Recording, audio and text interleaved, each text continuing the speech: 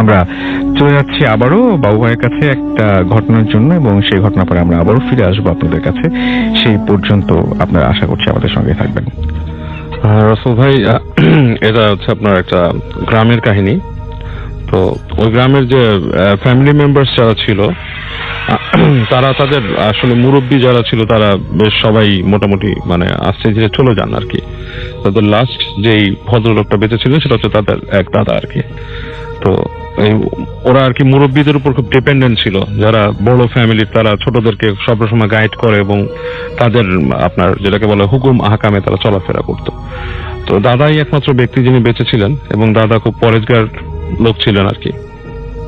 তো ওর দাদা সবসময় আপনার বাসায় নামাজ কালাম এগুলো চর্চা করতেন। তো যখন বেশ বুড়ো হয়ে যান, ওনার অনেক কিছু করা হয় না, ওনাকে হেঁটে হেঁটে মসজিদে নিয়ে যাওয়া হয়। তো উনি বলতো যে আমাদের এই যে গ্রাম, আমাদের যে ভিটা বাড়িটা আছে এখানে, এটার মাঝখান দিয়ে একটা মানে জিনদের চলার পথ আছে, এবং এটা ওর বাবাকে বলতো যে এইখান থেকে একটা রাস্তা আছে, এটার মধ্যে দিয়ে জিন চলাফেরা করে। তো তোমরা এই কোনায় কোনো ঘর বাড়ি কিছু তৈরি করবা না, এখানে অলওয়েজ লিভ ইট ভ্যাকেন্ট, এবং এই পথটাকে ব্লকও করবা না, তোমাদের অবস্থা যেরকম হয়। আরো কিছু উপদেশ বাণী দাদা দেয় আর কি। তো এটা ওরা শুনে, তার বাবা এটা স্বীকারও করে যে হ্যাঁ আমি এটা করব, আপনি যা বলেছেন তাই। তো শুনে সেটা মেনে নেয় এবং তারা ওইভাবে ওই বাসায় থাকা শুরু করে আর কি। তো একটা সময় দাদা মানে একদিন অসুস্থ হয় রাতের বেলা, এবং রাতের বেলা তিনি বলেন যে আমি যখন মারা যাব, তো তোমরা দেখবা যে কিছু মানুষ আসবে আমার দাফন করার জন্য, এবং যারা আসবে তাদেরকে কোনো কথা না বলে আমার ডেড বডিটা দিয়ে দিবা, এবং তোমাদের মধ্যে মানে যাকে তার বড় ছেলে উপদেশ দিয়েছিল যে তুমি তাদের সাথে যেতে পারো, আর কেউ যাবে না আর কি। তো বলছে যে ঠিক আছে, এটা মেনে নেওয়া কষ্ট, অন্য কেউ যাবে না, ফ্যামিলির একজন মানুষও যেতে পারে এই দাফন দেখার জন্য, মানে দাফন কাজে অংশগ্রহণ করার জন্য, ঠিক আছে। এবং ঠিক দাদার বলার সময় আর কি, যেদিন বলে উনি, এবং বলতেছে উনি যে আমি খুব শীঘ্রই মারা যাব, সম্ভবত আগামীকাল রাতে মারা যাব, এভাবে অবভিয়াসলি ডেট কেউ বলে দেন আর কি। যাই হোক, উনি আসলেই রাতের বেলা উনারা দেখেন যে উনি একটু ছটফট করতেছেন, এবং একসময় উনি নাই। এবং স্বভাবতই ওনার দাদার কথা মতোই রাত্রেবেলা একটু গভীর হওয়ার সাথে সাথেই দেখে যে বাসার বাইরে মানুষ আসছে এবং হাঁক দিচ্ছে, জব্বা পরা বড় বড়। তো ওনার ছেলে যে ছিল সে রেডি হয় বাপের সাথে যাওয়ার জন্য, ভয়ও পায়। যারা আসছে তারা বেশ লম্বা লম্বা হুজুর টাইপের মানুষ। তো তারা এসে ডেড বডিটাকে নিয়ে আপনার সেই তাদের কাছে খাটিয়া ছিল সেটাতে উঠায় নিয়ে চলা শুরু করলো, এবং কোনো কথা বাক্য ব্যয় করলো না। ডিয়ার লিসেনার, শুধুমাত্র বাছাই করা ভয়ানক ঘটনা শুনতে ভিডিওটি না টেনে শেষ পর্যন্ত দেখতে থাকুন। এই ভিডিওর মধ্যে আপনারা যে ঘটনাগুলো শুনতে পারবেন, প্রত্যেকটি ঘটনা শুনতে পারবেন একদম বাছাই করা। ভূতিভেমের যত ভয়ানক ঘটনা আছে, প্রত্যেকটি ঘটনা আমি নিজেই বাছাই করে প্রতিনিয়ত এই ইউটিউব চ্যানেলে রাত 10টা বাজে পাবলিশ করে থাকি। যারা প্রতিনিয়ত এই ধরনের বাছাই করা ভয়ানক ঘটনা শুনতে চান, তারা অবশ্যই এই চ্যানেলটি সাবস্ক্রাইব করে নেবেন। তাহলে চলুন এই ভিডিওর মধ্যে একটি লাইক দিয়ে আমরা প্রত্যেকটি ঘটনা শেষ পর্যন্ত শুনে আসি। বাবা তাকে ফলো করলো আর কি, ওই ভদ্রলোকটা আর কি, সে ফলো করে গেছে। তো যেতে বেশ কয়েকটা গ্রাম পার হয়ে গেল। পার হওয়ার পরে সামনে যে কবরস্থান, ওইটাকে বলতো যে বড় কবরস্থান আর কি। ওখানে সাধারণত মানে তাদের কয়েক গ্রামের মানুষ এসে ওখানে কবর দেয় আর কি। এটা বেশ বড় টাইপের একটা কবরস্থান ছিল। তো ওখানে নিয়ে যায়, তখন অলরেডি অনেক রাত হয়ে গেছে। তো সে তো নিজের বাবা, তার থাকতেই হবে। তো দেখে যে ওখানেই তারা একটা জায়গায় গোসল করার ব্যবস্থা করে এবং সব করে আর কি। তো উনি এতক্ষণ কথা বলছিল না, এবং তাদের সাথে ঠিক কাপড়ও ছিল, কাপড়ের কাপড় টাপড় সব দিয়ে তারা ওই বডিটাকে আপনার রেডি করে কবর দেওয়ার জন্য। এবং যখন কবরে নামাচ্ছে তখন ছেলেকে বলে যে তুমি যদি চাও ওদের মধ্যে একজন, তুমি আসো, এসে ধরো তোমার বাবাকে নামাও। তো সেই ছেলে এসে নামায়, কবর দেয়, এবং কবর দেওয়ার পর সে যথারীতি দেখে যে মানে ওই লোকজন দাঁড়ায় সেখানে দোয়া টোয়া পড়তেছে। এবং সে যখন নাকি পিছন ফিরে চলে আসার জন্য, খারাপ লাগতেছে তার বাবা, চোখ দিয়ে পানি পড়তেছে, হঠাৎ করে তাকায় দেখে যে ওই লোকগুলা কেউ নাই, সে একাই দাঁড়ায় আছে জায়গায়। এবং তার কাছে বেশ সেটা ভয় লাগে, তার দুঃখ তো আছে, ভয় বেশি লাগে। যাই হোক, সে বাসায় চলে আসে। এটা হচ্ছে তাদের দাদার মিস্টিরিয়াস ব্যাপারটা আর কি।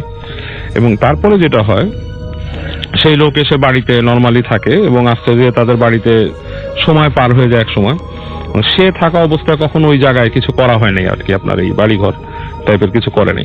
বাট তার পরবর্তীকালে যে সময়টা আসে, সেই সময় তার ছেলে মেয়েরা এক সময় আর কি ওইখানে, ওই যে জায়গাগুলো দাদা নিষেধ করছিল এইসব জায়গাতে করবো না, সেখানে তারা ঘর বাড়ি বানানোর প্রস্তুতি নেয়, এবং তারা ওখানে আপনার ঘর বানিয়েও ফেলে। তৈরিও করে। এখন সাধারণত মানুষ দেখা যায় যেসব জায়গাগুলোর কথা মানা করা হয় যে এখানে তৈরি করলে সমস্যা বা হওয়ার সময় প্রবলেম হয়, অ্যাকচুয়ালি যখন বাড়ি তৈরি করছে তখন তেমন কোনো সমস্যা হয়নি। তো বাড়ি তৈরিটা করার পর হচ্ছে আসল সমস্যাগুলো হয়। ওই বাসায় নাকি রাসেল ভাই যখন মানুষ থাকতে যায়, বিশেষ করে যে কর্নারটা পড়ছে ওই যে ওর দাদার দেখানো জায়গাটা, ওই জায়গায় রাত্রেবেলা প্রায় মানে দেখা গেছে 2-3 দিন পর পরই বাসার জানলার কাজ থাকে না, হিম করে মানে প্রচন্ড শব্দ হয়, গ্লাস ভেঙে যায়, বাসার যে গ্রিলের দরজা জোরে জোরে স্ল্যাম করে মানুষ হঠাৎ করে অল অফ এ সাডেন। এবং কয়দিন আগে ওই আপনার করতেছিল, তারা ওই যে খেতে বসছে একজন, হঠাৎ করে নাকি খাবারের প্লেট ফ্লিপ করে পড়ে গেছে। তো এটা কমনলি নাকি মানে ইট হ্যাপেন্স, মানে এটা সবসময় হতে থাকে ওই বাসায়। এবং মানে এটা মানে খুবই আশ্চর্য যেই জিনিসগুলো হয় সেগুলো খুব আশ্চর্যজনক জিনিস। এবং ঘটনাটা যে বলছে, তো গাজীপুর বাড়ি, নাম কিছু বলতে নিষেধ করছে। তো গাজীপুরের মানুষ সে বলছে যে বাবু ভাই যদি কখনো আপনি আসতে চান, কাউকে আনবেন না, একলা আসবেন, আসলে আপনাকে আমি কিছু এক্সপিরিয়েন্স করাবো এবং আমি শিওর আপনি করবেন, এবং ওই রুমে থাকতে হবে আপনার। তো জিনিসটা আসলে রাসেল ভাই আমার কাছে খুব মিস্টিরিয়াস লাগছে ওই বাড়ির কাহিনী। আর আরেকটা জিনিস বলতে চাই, এই যে কোনো ছোট জিনিস, আমি হয়তো ভূত এফএম এর আগে অনেক আগে বলছিলাম রাসেল ভাই যে একটা বাড়ি আছে মোহাম্মদপুরেরই একটা জায়গায়, সেই জায়গাটা হচ্ছে কি আমারই এক রিলেটিভ থাকতো, মানে খুব ক্লোজ রিলেটিভরা থাকতো ওই বাসায়, পরবর্তীতে ওই বাসা বিক্রি করে চলে যায়। এমন একটা জায়গায় রাসেল ভাই which is very expensive place of Mohammadpur, এখান থেকে মানুষ সহজে জায়গা জমি বিক্রি করে চায় না। আচ্ছা, হ্যাঁ, তো সেই বাসাটা ছিল চরম হরিফিক। এখনকার দিনে এই কথাগুলো বললে মানুষ মানে কি বলে, মানে Iqbal road, sir Syed road, হ্যাঁ লালমাটিয়া, এসব জায়গার বাড়ি বিক্রি করে গেছে মানুষ, মানে আশ্চর্য। কিন্তু ওখানে গেছে, ইটস ট্রু, মানে বিশাল বড় জায়গা সহ বাড়ি বিক্রি করে গেছে। এবং আমার সেই সেটার কারণটা কি? বোনের হাজবেন্ডও এসেছিল আপনার সাথে, কিন্তু কাহিনী শেয়ার করেনি, ঘুরে গেছে। ওই বাসা তখনকার যেগুলো কাহিনী ছিল, ওই যে ইট আসতো, হ্যাঁ ইট মারতো ওখান থেকে রাতের বেলা, বাসার মধ্যে মানুষ দেখতো ছাদের উপরে বাচ্চা হামাগুড়ি দিচ্ছে। এবং ওই বাসা একটা কুয়া ছিল, খুব ভয়ের, হ্যাঁ খুব ভয়ের একটা কুয়া ছিল, অনেক কিছু ওখানে দেখা যেত, বাসার পিছনে দেখা যেত। আমি নিজে ছোটকালে আমি ছায়ার মতো দেখে ওটা পিছনে দৌড়াইতে যে আমি পড়ে গেছিলাম একটা গর্তে, গিটার হাতে ছিল দেখে আটকে গেছিলাম। তো ওই বাসা সম্বন্ধে আরো কিছু তথ্য পাচ্ছি নতুন, সেটা আপনাদেরকে আমি শোনাবো পরে এসে। মানে কিছু তথ্য। বাসাটা কি এখনো ওইরকম ভাবেই আছে? না, বাসাটা অ্যাপার্টমেন্ট হয়ে গেছে। তো অ্যাপার্টমেন্ট হয়ে গেছে, অ্যাপার্টমেন্ট হয়ে যাওয়ার পরে লোকজন কি অবস্থা? হ্যাঁ, এবং ওখানকার একটা মানুষ আর কি আমার সাথে যোগাযোগ করছে। তো সে যখন বলতেছিল যে আমাদের বাসায় অনেক কিছু হয়, একটা কুয়া আছে, এটা আছে, এটা আছে। কুয়াটা কি এখনো আছে? এখনো আছে, কুয়াটা এখনো আছে। ওরা বলছে আছে, এখনো কুয়াটা আছে, মানে যে বলছে সে বলছে এখনো কুয়াটা আছে। এখনো নাকি হরিফিক ব্যাপার স্যাপার হয় ওই বাসায়। কদিন আগে নাকি খাবার খাচ্ছিল, আচারের বয়ামটা অটোমেটিক খুলে গেছে। আচ্ছা, এটা মানে খুবই স্ট্রেঞ্জ একটা ব্যাপার। সে বলতেছে শব্দ করে খুলছে, যে মানে মানুষ হাত দিয়ে খুললে যেমন একটা এয়ার টাইট শব্দ না করে শব্দ হয়, সেরকম শব্দ করে নাকি খুলছে আচারের ক্যানটা। এবং ভয় নাকি এখনো ওখানকার একটা অ্যাপার্টমেন্ট, মানে যে বলছে কাহিনীটা সে ওই বিল্ডিং এর একটা অ্যাপার্টমেন্টে থাকে। বলছে যে এমন একটা ব্যাপার যে আমরা ডাইনিং স্পেসে যেতে ভয় পাই। এবং আমি ওর নামটাম কিছুই বলবো না, মানে কিন্তু সে বলছে সে নাকি মানে ছোটকালে কথাই বলে নাই এইসব কারণে, কয় বছর পর্যন্ত চুপচাপ ছিল, মানে কোনো কথা বলতে পারত না। তো আমি কিছু কাহিনী কালেক্ট করে ডেফিনেটলি আমরা সেটা আমি ওখানে যাবো, এবং যে হয়তো এক্স্যাক্টলি বাসা, যেহেতু কারো বাসা, সেটা তার মানে করা যায় না, সেটাই বাট যা যা ঘটে সেগুলো জানাবো, এবং উইচ ইজ 100% ট্রু। এবং আমি ওখানে সাফারার, মানে আমি নিজে ছায়া দেখে ওটা পিছনে দৌড়াইছি ছোট থাকতে, এবং এক পর্যায়ে ছায়াটা ভ্যানিশ হয়ে গেছে, আমি দেখি বাড়ির নিচে মাটি নাই, ঠাস করে মাটির তলে চলে যাচ্ছি, এরকম হয়েছে। আমার বোনের হাজবেন্ড, ও ছাদের মধ্যে দেখতেছে ইট মারতেছে, কাকে গালি দিচ্ছে, সাথে সাথে শত ইট তার গায়ে এসে পড়া শুরু করছে। হ্যাঁ, এগুলো তো সব মানে এগুলো ভয়ঙ্কর ব্যাপার আসলে। এবং ওই ছাদের মধ্যে একটা ছোট চিলে কোঠা ছিল, সেখানে একজন ভাড়া থাকতো, এক সিনিয়র ভাই, উনি রাতের বেলা দেখছে 2টা বাচ্চা হামাগুড়ি দিচ্ছে ছাদের মধ্যে। এবং অনেক ভয়ের জিনিস। আমার ফ্রেন্ড দেখছিল যে তার বড় ভাই মারা গেছে, হঠাৎ করে দেখে যে সে এসে ওই গেট দিয়ে তাকে দেখে, গেট বেল দিছে কে, সে হেঁটে যেয়ে দেখে তার বড় ভাই দাঁড়ায় আছে গেটের সামনে। ও মাই গড, মানে এটাও তো খুবই হরিফিক আসলে ব্যাপার। আচ্ছা, সো মানে ব্যাপারটা আসলে এরকমই যে মানে এরকম একটা শহুরে জায়গায়, এরকম একটা শহর মানে একদম মানে কি বলবো, শহরের মেইন পয়েন্ট। হ্যাঁ, সেটাই সেখানে এরকম একটা ঘটনা ঘটছে এবং এখনো ঘটে চলেছে, এবং সেই বাসাটা ভেঙে ফেলা হয়েছে। তারপরে আসলে আমার মনে হয় বাসাটা সারা ব্যাপার না, জায়গার ব্যাপার। যেমন হচ্ছে যে অনেক সময় দেখা যায় যে মানুষজন বাসা চেঞ্জ করে তখন আর কিছু থাকে না, না, চেঞ্জ করে অন্য বাসায় চলে গেল তখন সবকিছু নর্মাল হয়ে যায়। সবকিছু নর্মাল হয়ে যায়। এই জন্য বাসাটা একটা বিগ থিং। আমি মানে অ্যাকচুয়ালি চিন্তা করতে পারি নাই যে এই বাসাটা এত বছর পরে, মানে আজ থেকে ধরেন 20 বছর আগের ঘটনা বা 15-18 বছর হ্যাঁ, এবং মুশকিলটা হচ্ছে যে ওই দেখবেন যে হয়তো ওইখানে সবগুলো ফ্ল্যাটের মধ্যেও ঝামেলা নাই, ঝামেলা হয়তো আছে একটা দুটা ফ্ল্যাটে, কিন্তু সে আগের কথা যখন বলছি তখন ওই পুরো বাড়িটাতে সমস্যা ছিল। এবং আচ্ছা, বাড়িটা একটা বেসিক জিনিস কি, বাড়িটার নিচে ছিল একটা ক্লিনিক, ক্লিনিক ভাড়া দিয়েছিল এবং ওই ক্লিনিকের কারণেও আর অনেক ব্যাপার স্যাপার আছে রাসেল ভাই। ও আচ্ছা আচ্ছা, আমরা চলে যাচ্ছি আমাদের পরবর্তী ঘটনায়। আমাদের নতুন অতিথি আছে, আপনার নামটা একটু বলবেন? লিসনার্স, আমার নাম মোহাম্মদ রাকিবউদ্দিন সুজন। আমি আপনার ঘটনায় চলে যাই আমরা সরাসরি। তো আসলে আমার যে ঘটনাটা সেটা হচ্ছে 2004 সালের। আমার ফ্যামিলি সহ আমরা মোহাম্মদপুর থেকে মিরপুরে শিফট হই। তো আমরা যেখানে মানে যেই বাসাতে শিফট হই সেই বাসাটা অনেক পুরনো, প্রায় 20 থেকে 25 বছর পুরনো বিল্ডিংটা। তো ওই বিল্ডিং এর 4th ফ্লোরে আর কি আমাদের বাসাটা। তো আমাদের ফ্ল্যাটের পাশে আরেকটা ফ্ল্যাট আছে। আমরা ওই ফ্ল্যাটে শিফট হওয়ার পর কিছুদিন পর মানে আমরা অনেক দেরিতে আর কি খাবার দাবার করি, রাতের ডিনারটা। তো আমাদের বাসার যে মানে সবাই খাওয়া দাওয়া শেষ করে, তারপর আমি মাঝে মধ্যে রাতে একটু লেট করে খাওয়া দাওয়া করি। তো আমাদের বাসার পাশের যে ফ্ল্যাট, ওই ফ্ল্যাটের যে কিচেন রুমটা, ওই কিচেন রুমটা আমাদের কিচেন রুমটা পাশাপাশি। তো আমি প্রায় অনেক লেটে খাবার খাই, 1টা বাজেও খাই, মাঝে মধ্যে আবার 12টা আর কি। আমি যেদিন লেট করে খাই সেদিন আমার রাত 12টার পরে খাওয়া হয়। তো আমি যেদিন লেট করে খাই সেদিন আমার খাবারটা আমি নিজে গরম করে খাই। কিচেন রুমে যাই, যখন গরম করি প্রায় পাশের ফ্ল্যাটের কিচেন রুম থেকে মানে বিভিন্ন ধরনের শব্দ মানে আমি শুনতে পাই। কখনো হচ্ছে থাল বাসন মাজার যে ঝনঝন শব্দ, বা হচ্ছে মশলা পিষলে যে শব্দটা হয়, ধূপ ধূপ শব্দ হয়, সেরকম সেই সব কিছু আর কি। মানে একটা কিচেন রুমে যে সবকিছু শব্দ হয় সেটা আমি মানে ওই রাতে খাবার যখন খাই তখন আমি শুনতে পারি। তো এই ঘটনা এই যে শব্দগুলো শোনা যাচ্ছে, এগুলো মানে আমার বাসার আমার আম্মু মাঝে মধ্যে শোনে। তো শব্দটা এরকম হয়, পাকরুমে শব্দ হওয়ার পর আবার একটু দৌড়ানো শব্দ হয়, মনে হচ্ছে যে খুব তাড়াহুড়ার মধ্যে কাজটা করতেছে, দৌড়াদৌড়ি করে মানে একবার এই রুম থেকে ওই রুমে, এরকম শব্দ হয়। তো এটা আমি নর্মালি ভাবি যে হয়তো পাশের ফ্ল্যাটের হচ্ছে কেউ কাজ করতেছে, বা এই জন্য এটা আমি নর্মালি ভাবি আর কি। মানে আমি খাবার দাবার শেষ করে ঘুমায় পড়ি। তো মাঝে মধ্যে আবার হচ্ছে ড্রয়িং স্পেসে আমি মাঝে মধ্যে রাতে টিভি দেখি। তো ড্রয়িং স্পেসের হচ্ছে যে মেইন গেটটা কিন্তু ড্রয়িং স্পেসের পাশেই হয়। তো হচ্ছে মেইন গেট থেকে মাঝে মধ্যে অনেক রাত 1টার দিকে আমি যখন টিভি দেখি তখন সিঁড়ি দিয়ে মনে হচ্ছে কেউ দৌড়ে উঠতেছে। আবার উঠার পর মানে আমাদের যে গেটটাতে 2 থেকে 3টা নক করার পর আবার মানে দৌড় দিয়ে চলে যাচ্ছে, এরকম শব্দ হয়। তারপর মানে এটা এইগুলা ঘটনা শুধু আমি একা না, আমার বাসার আর কি সবাই এইগুলা মানে একটু ফলো করে। তারপর আমার আম্মু মাঝে মধ্যে আমাকে অ্যালার্ট করে যে রাত্রে তুমি যদি বাসায় যদি কেউ নক করে বেশি রাত্রে, তাহলে তুমি আমাকে ডাক দিবা, দেন আমি যা খুলবো, তুমি খুলো না। তো তারপর একদিন সকালে পাশের ফ্ল্যাটের আন্টিকে আম্মু জিজ্ঞেস করে যে আচ্ছা এরকম যে শব্দ হয় মিডনাইটে, অনেক রাত্রে এই শব্দগুলো যে হয়, এই শব্দগুলোর মানে কারণটা কি আপনি বলতে পারেন, নাকি আপনারা এরকম শব্দ করেন? তো পাশের আন্টি বলে যে ওনাদের ফ্ল্যাটে একটা খারাপ আত্মা আছে, যে আত্মাটা মানে এরকম হচ্ছে ওনাদের বাসার মধ্যে এরকম কাজ করে। তো ওই আত্মাটা হচ্ছে ওনার বড় ছেলের উপরে আর কি ভর করছে। তো ঘটনাটার প্রথমে আর কি বলা দরকার ছিল যে ওনার যে বড় ছেলেটা হচ্ছে অ্যাবনর্মাল।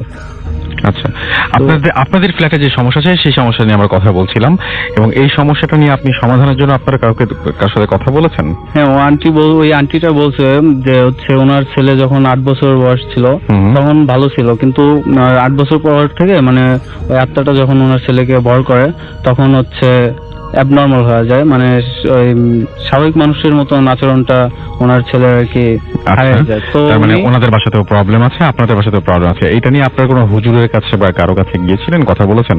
হ্যাঁ, ওই আন্টিরা বলছিল যে হচ্ছে যে হুজুর বা হচ্ছে বড় বড় হুজুরের কাছে গেছে, তারপর হচ্ছে কবিরাজের কাছে গেছিল। তো যখনই তারা হচ্ছে এটার সলভ করার জন্য কোনো হুজুর বা কবিরাজের কাছে যায়, তখন হচ্ছে তা ওনার ছেলের মানে শারীরিক অবস্থাটা আরো বেশি খারাপ হয়ে যায়, অনেক এবং, প্রচুর জ্বর হয় এবং কান্নাকাটি করে। এবং আপনারাও তারপরে আর কোনো হুজুর দেখাননি, এই তো? হ্যাঁ, এরকমই। Okay. তারপর হচ্ছে যে ওনার যখন ওই হুজুর কবিরাজটা বলছে যে এটা খুব খারাপ একটা আত্মা বা হ্যাঁ, জিন, সেটা তো আমরা যেটাই হবে শুনলামই। সেটাই। ওকে, থ্যাংক ইউ ভেরি মাচ। যে গেস্ট, তার ঘটনা শুনবো আমরা। কি নাম আপনার, সেটা একটু বলবেন please? Hi listeners, I'm Shihab from Mirpur Zoo Road area. ওকে, চলে যায় আপনার ঘটনায়। ঘটনাটা বেসিক্যালি ঘটে আমার বাসায় আর এবং বাইরের দুটো মিলিয়ে। বেসিক্যালি আমার সারাদিনে যে সময়টুক থাকে, ফ্রি টাইমটুক, সেই ফ্রি টাইমে আমি পেন্টিং করে থাকি। তো এই ঘটনা মেইনটা হচ্ছে এই পেইন্ট থেকে শুরু হয়। একদিন রাতের ঘটনা, আমি যখন পেইন্ট এই ঘটনা আমি একটু বলবো যে খুব ইন্টারেস্টিং, এবং এই ঘটনা নিয়ে আপনি যদি দেখতে চান যে কে ঘটনাটি বলছে, তাহলে চলে যান আমাদের ফেসবুক পেজে www.facebook.com/bhutfm.russell। এই পেজে গিয়ে আপনি ভিডিওটা কিন্তু দেখতে পারবেন। আমরা চলে যাই আবার ঘটনায়। আপনি একজন পেইন্টার এবং আপনি রেগুলার পেইন্ট করেন, রাইট? এবং পেইন্ট নিয়েই এই ঘটনাটা। জি জি, তো সেটা এক রাতের ঘটনা। আমি প্রতিদিন রাতে খুব রাত পর্যন্ত জেগে থাকি এবং দেখা যায় যে বেসিক্যালি মাঝে মধ্যে ভোরও হয়ে যায় আমার রাতে। তো রাতের বেশিরভাগ টাইমটা আমি পেইন্টের মধ্যেই কাটাই। একদিন রাতে আমি আমার স্কেচ বোর্ডে হোয়াইট পেপার সেট করি, দেন ব্রাশগুলো ভিজাই এবং মেক করতে থাকি যে পেইন্ট করার জন্য। তো ওই দিনের আসলে ব্যাপারটা হয় যে আমি যখন পেপারটা সেট করি হোয়াইট বোর্ডে, তারপর আমি ব্রাশটা ধোয়ার কিছুক্ষণ আগে ঠিক ওই মুহূর্তে মনে হচ্ছিল যে না, আজকে হয়তো পেইন্টটা করতে পারবো না, ঘুম চলে আসতে পারে, তো আজকে থাক, বেটার অফ দ্যাট আমি আজকে ঘুমিয়ে পড়লে সবচেয়ে বেশি ভালো হয়। তো আমি ওইটা ওইভাবে রেখে বোর্ডে হোয়াইট পেপারটা রেখে আমি শুয়ে পড়ি। তো প্রতিদিন যেভাবে শুয়ে থাকি নর্মালি সেভাবে আমি শুয়ে পড়ি। হঠাৎ করে রাতে আমার ঘুম ভেঙে যায় 2টা থেকে 2:30টার দিকে। তো তখন আমি ফিল করতে পারি যে ইলেকট্রিসিটি নাই। ইলেকট্রিসিটি না থাকার কারণে তখন আমি উঠে আমার রুমে আমাদের বাসায় যে সেফ সার্কিট ব্রেকার আছে সেখানে যাই, যে চেক করে দেখি যে সার্কিট ব্রেকারটা পড়ে গেছে, সেটা আপ করে দেওয়াতে আবার ইলেকট্রিসিটিটা রিটার্ন আসে। তারপর আমি হালকা ওয়াশ হয়ে রুমে ফিরে আসি। তো আমার কাছে একটা টর্চ ছিল যেটা আমি সবসময় ইউজ করি, সেই টর্চটা দিয়ে দরকার পড়ে না লাইট জ্বালানোর, সেই টর্চের সাহায্যে আমি আবার রুমে চলে আসি। রুমে এসে যখন বেডে যেতে নেই, তখন আমার কিছুটা হলো খেয়াল হয় যে টর্চের আগে আমি দেখলাম যে আমার স্কেচে যেটা ছিল সেখানে একটা পেইন্ট আছে। তো আমি ফার্স্ট এটা মানে করিনি। তো পরে মনে হলো যে না, একটু দেখি, উঠে দেখি, দেখার প্রয়োজন বোধ করলাম। সামনে যেয়ে দেখি যে হ্যাঁ, একটা পেইন্ট সেখানে আছে।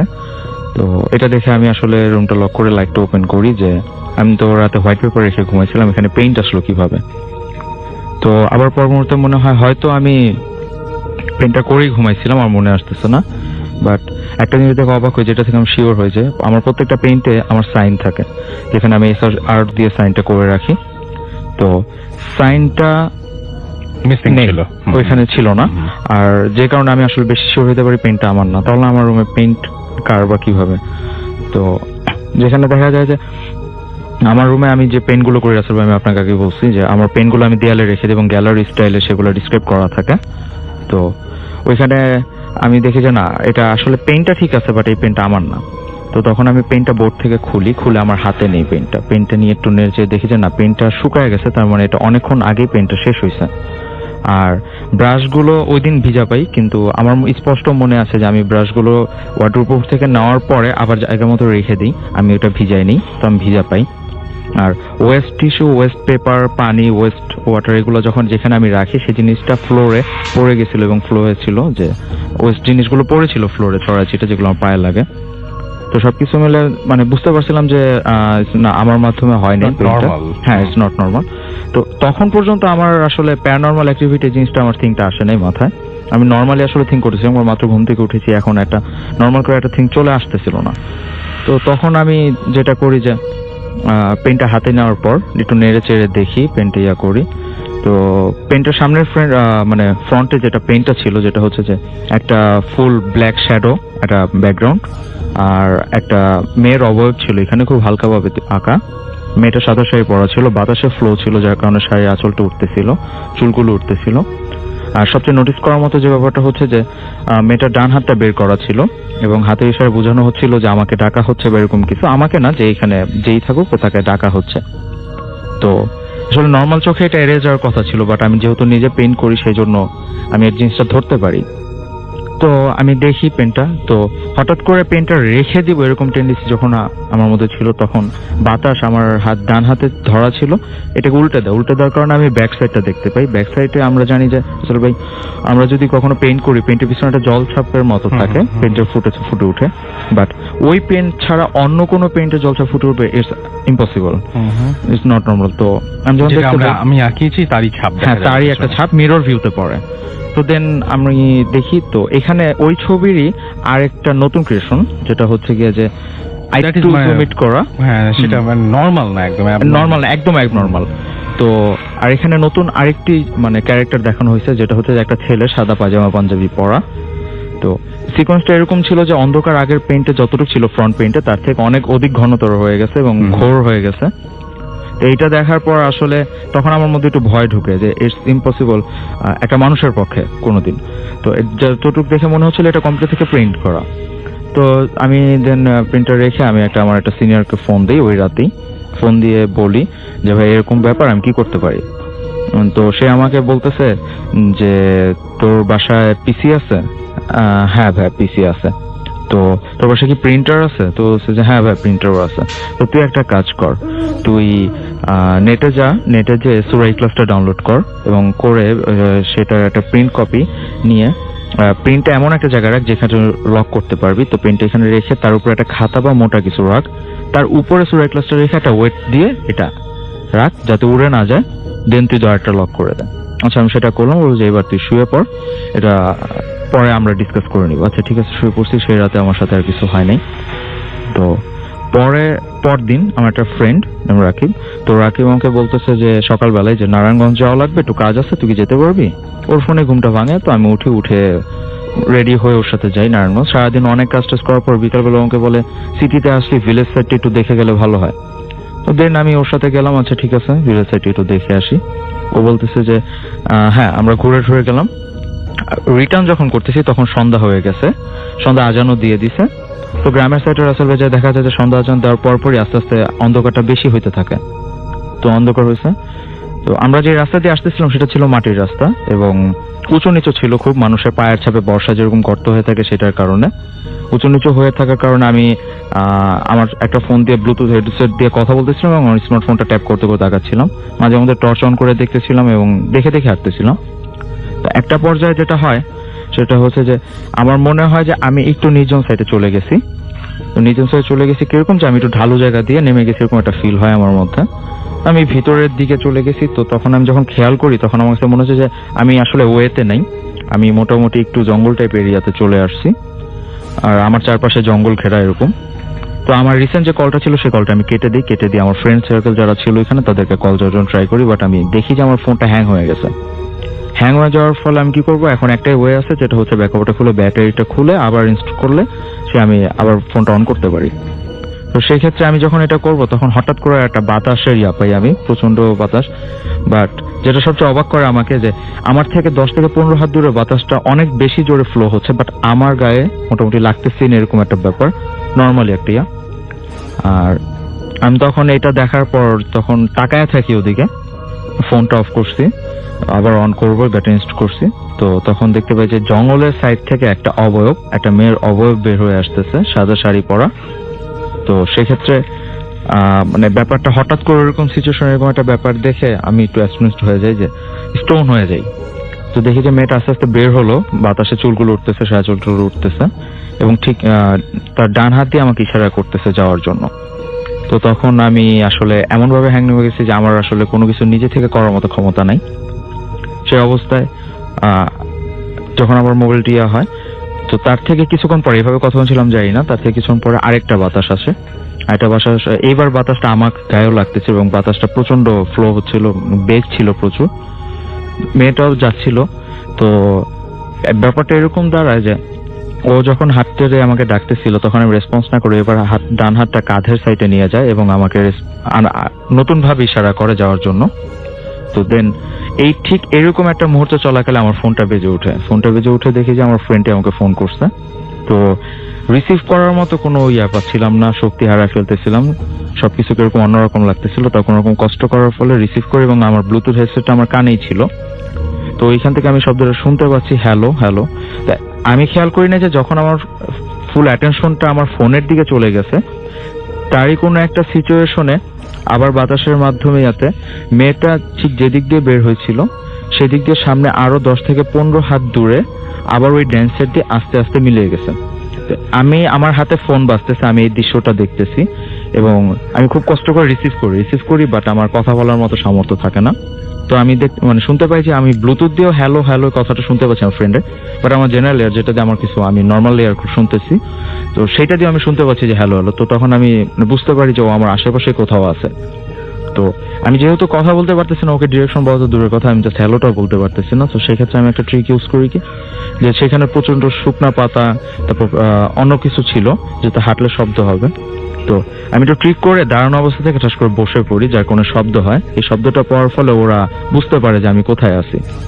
তো ওরা হুড়মুড় করে চলে আসার পর আমার কাছে এসে আমাকে পায় ওইভাবে।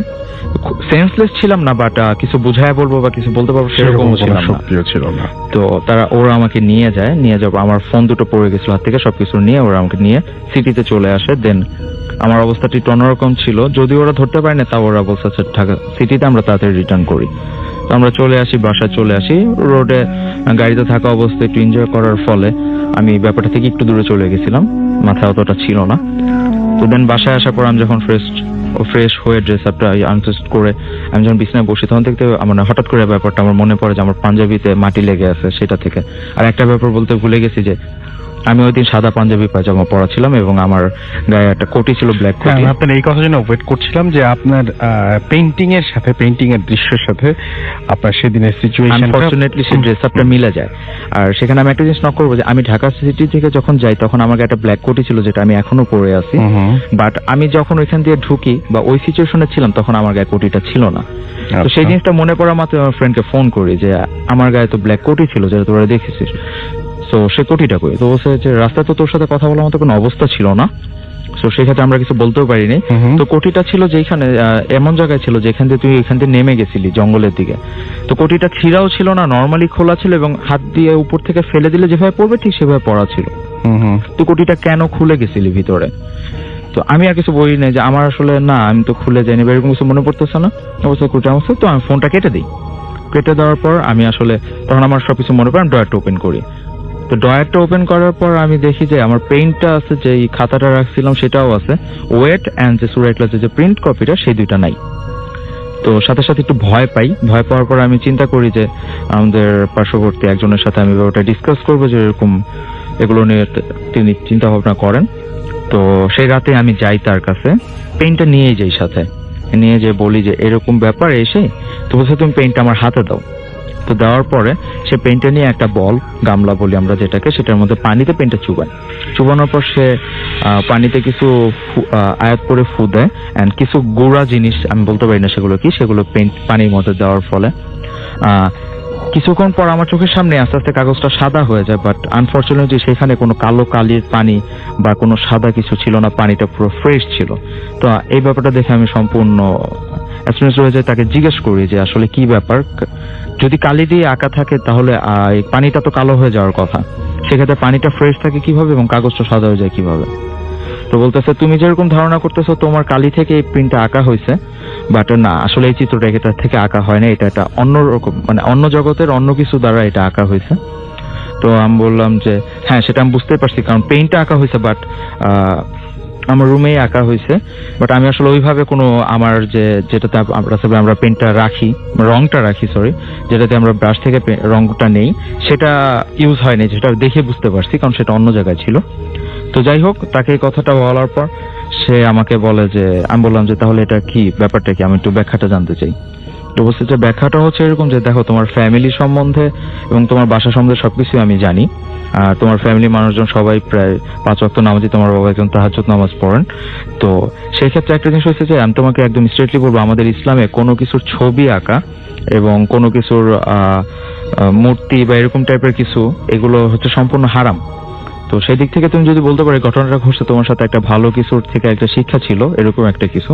আর খারাপ দিক থেকে যদি তুমি বলতে চাও তাহলে আমি বলতে চাই তাহলে এইভাবে বলতে হবে যে তোমার ক্ষতি করার চেষ্টা করা হয়েছিল, বাট সেটা পারে নাই সম্পূর্ণরূপে।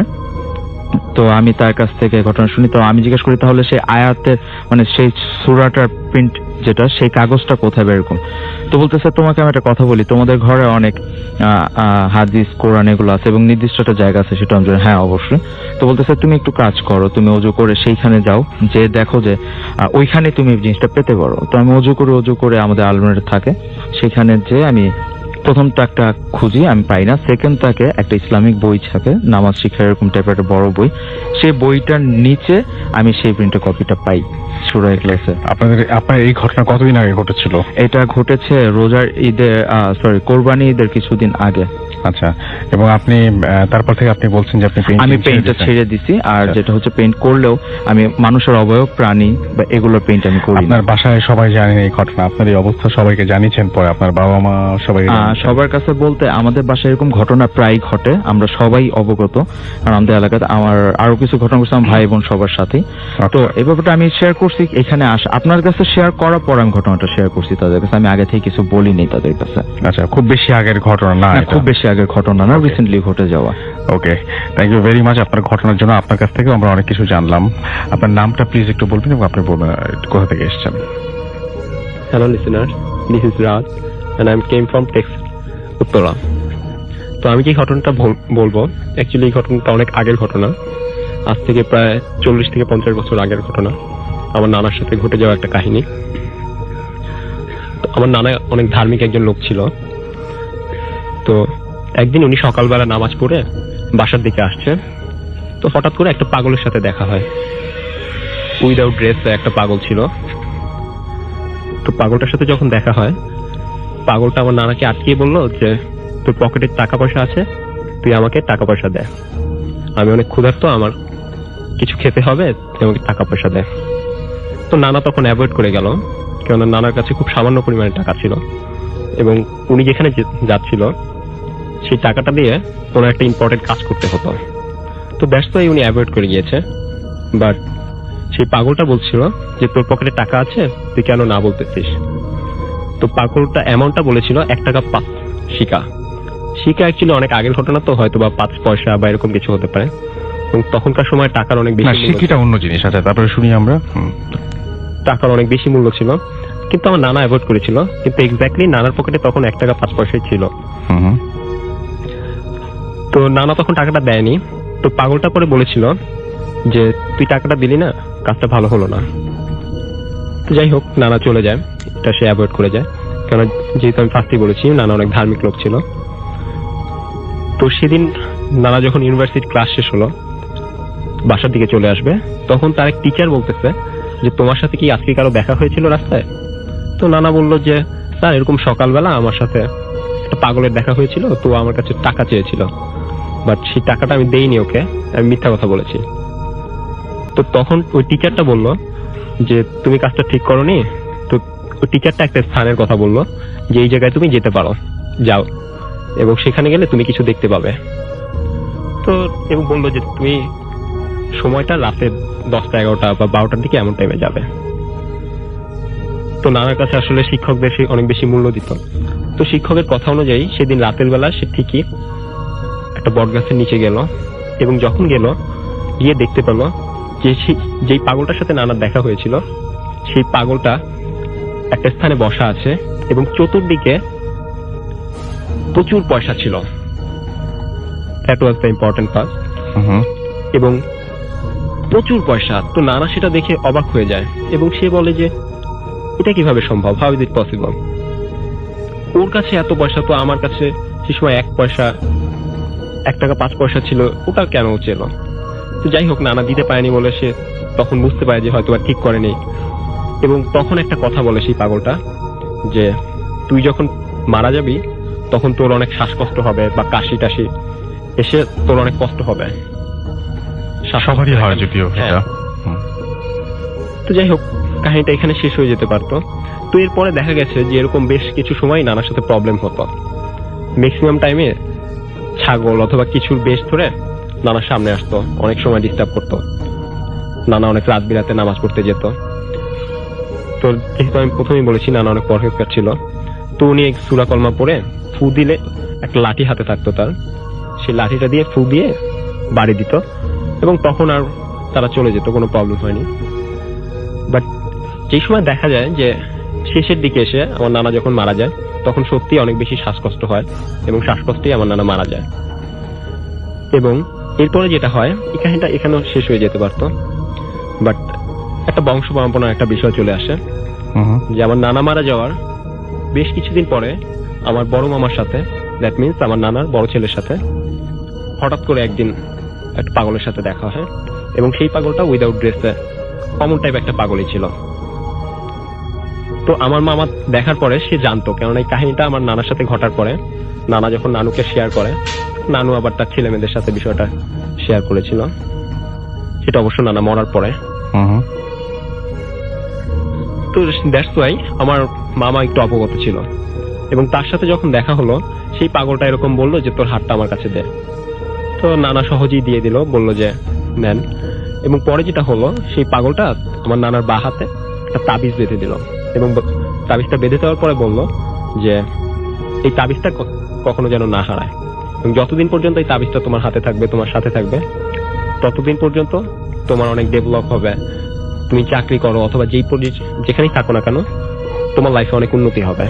ওকে, থ্যাংক ইউ ভেরি মাচ। তাই হয়েছিল নিশ্চয়ই। হ্যাঁ, Okay. এবং পরে যেটা হয় যে তার কিছুদিন পরের থেকেই 1 সপ্তাহ বা 10 দিন পরেই সে একটা খবর শুনতে পারে তার একটা প্রমোশন হয় এবং অন্তর অন্তর 3 মাস অন্তর অন্তর তার প্রমোশন হতে থাকে।